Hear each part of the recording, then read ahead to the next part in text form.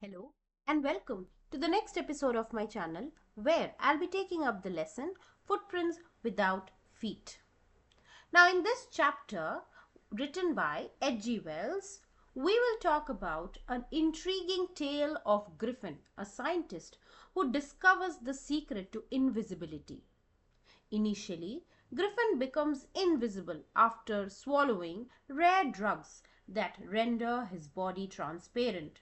However, this newfound ability leads him into the series of misadventures. The chapter starts with two boys trailing a set of muddy imprints of a pair of bare feet. Now they are very astonished because on a cold wintry morning of London, a person is walking barefoot. But where is the person? They cannot see any person walking in front of them. They can only see a fresh footmark appearing every now and then. So they started to follow him. But slowly, the footprints become fainter and fainter and at last disappeared altogether. And the explanation is already given by me that these footprints were of Griffin, who had now become invisible and his body had become transparent. So Griffin had carried out experiments after experiments and finally had become invisible. But right now, Griffin was forced to flee London, and that is why he was invisible, walking in front of the boys. And why was Griffin forced to flee London?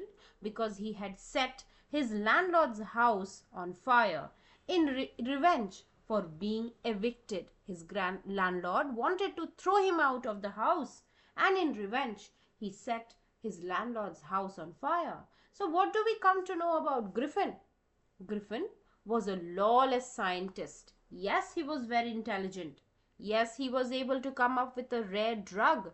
But after that, he had become lawless. He had become very arrogant. And his landlord wanted to throw him out of the house. And that is why, in revenge, he set his landlord's house on fire.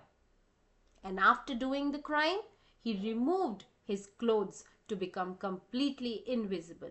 Now, Griffin had hidden this quality of his of being invisible by wearing clothes and putting all kind of disguise on his face. But in order to become completely invisible, he had to remove his clothes and everything.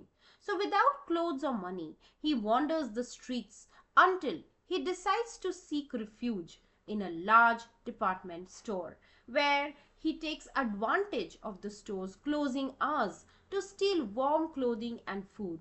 However, his luck runs out when he is discovered by store employees the next morning, which prompted him to strip off the clothes and become invisible again.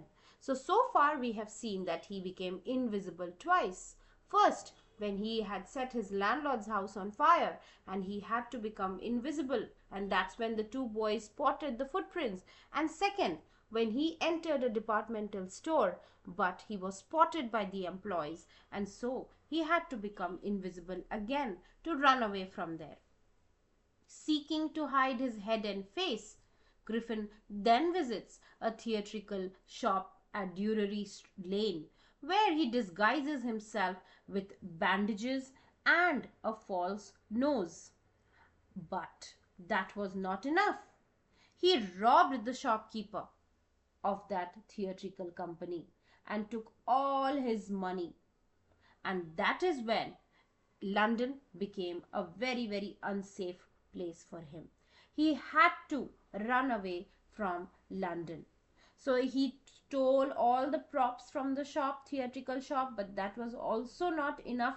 Very callously, he robbed the owner of the theatrical company, and that is when he had to leave London and move to a very obscure, a hidden village in the countryside called Iping, hoping for a solitude and a place to continue his experiments.